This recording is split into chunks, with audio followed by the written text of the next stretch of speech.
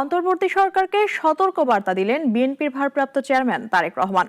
Fascist শক্তি যেন সুযোগ নিতে না পারে সে ব্যাপারে সরকারকে সাবধান করেন তিনি। জুলাই আগস্ট গণ অভ্যুত্থানের শোক ও বিজয়ের বর্ষপূর্তি উপলক্ষে সাভারের আশুলিয়া থানা সংলগ্ন লাশ পোড়ানোর স্থানে বিএনপি ঢাকা জেলার আয়োজনে জনসভা।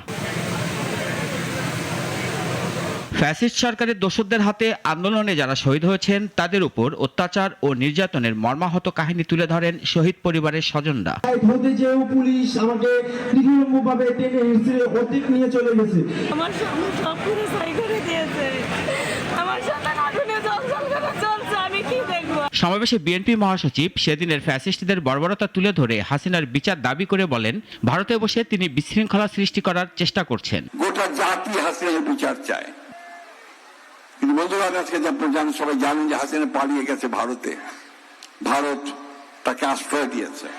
আপনারা দেখেছেন যে সেখান থেকে সে বিভিন্ন অডিও ভার্সনে, কথায়, ভিডিওতে এখানে আবার বাংলাদেশে নৈরাজ্য সৃষ্টি করার জন্য বিভিন্ন রকম সেই প্রভোকেশন, উত্তেজনা ছড়ানোর চেষ্টা করছে। আর লন্ডন থেকে ভার্চুয়ালি প্রধান অতিথি হিসেবে যোগ দিয়ে বিএনপি ভারপ্রাপ্ত চেয়ারম্যান তারেক রহমান বলেন, স্রেফ একটা চাকরির জন্য শ্রমজীবীরা আন্দোলনে জীবন দেয়নি, গণতন্ত্র প্রতিষ্ঠার জন্য জীবন দিয়েছে। কাজেই দেশে একমাত্র নির্বাচনের মাধ্যমেই প্রতিনিধি নির্বাচন করতে হবে।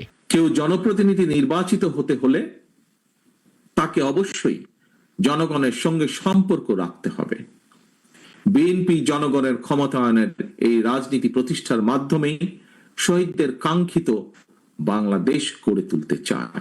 অন্তর্বর্তী সরকারের কর্মকাণ্ড নিয়ে প্রশ্ন তুলে বিএনপি ভারপ্রাপ্ত চেয়ারম্যান বলেন, ফ্যাসিস্টরা ওত পেতে আছে, সেদিকে সতর্ক থাকতে হবে। একটি অন্তর্বর্তীকালীন সরকারের একটি অংশ নানা অপকৌশলের আশ্রয় নিচ্ছেন। আমি অন্তর্বর্তীকালীন সরকারের প্রতি দৃষ্টি আকর্ষণ করে বলতে চাই, শত শহীদদের রক্তের বিনিময় পতিত, পলাতক, পরাজিত, বিতাড়িত ফ্যাসিবাদী অপশক্তি রাষ্ট্র রাজনীতিতে পুনর্বাসিত হওয়ার সুযোগ নিতে ওত পেতে রয়েছে। সরকারের যে কোনো ভুল সিদ্ধান্তে দেশে গণতন্ত্রের উত্তরণের যাত্রা পথকে সংকটে ফেলে দিতে পারে। গণতন্ত্রে ফিরতে শ্রমজীবী মানুষের অবদানের কথা স্মরণ করে বিএনপির হাইকমান্ড জানান, তারা ক্ষমতায় গেলে শহীদদের পরিবারের জন্য স্থাপনা বানাবেন। রাশেদুল কাদির, নাগরিক, ঢাকা।